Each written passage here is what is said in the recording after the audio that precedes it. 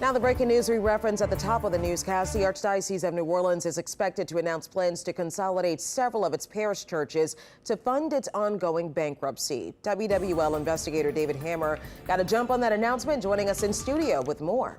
Yeah, Charisse, the Archdiocese has been very tight-lipped about the plans, but we were able to confirm with multiple sources that parish pastors at several of the 110-plus parishes in the greater New Orleans area are going to announce plans to merge with neighboring parishes.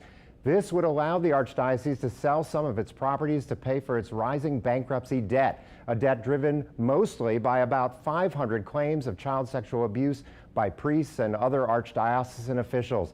As we first reported last month with our partners at The Guardian, Archbishop Gregory Aymond acknowledged that the cost of those claims is much higher now than church leaders expected, and now individual churches, schools, and ministries would have to share in paying those costs.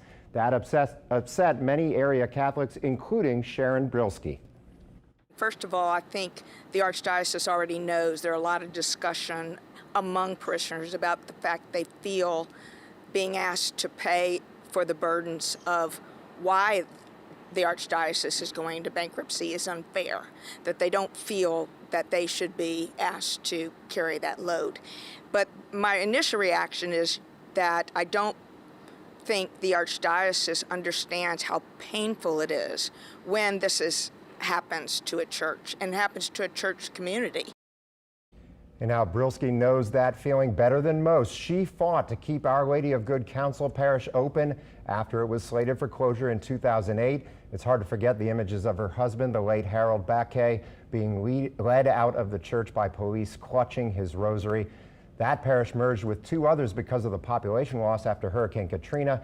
Now, coming up at 6, we'll talk about how this time the reasons are very different. Charisse? Well, David, I have to ask, what does the Archdiocese have to say about all of this? Well, like I said, they've been tight-lipped. We asked 2 days ago for comment on this. They've not given us those comments, and we don't know how many churches would be affected and when they'll be notified. Of course, you'll know that you'll let us know. David, thank you so much for that, and always look at David's previous stories on WWLTV.com.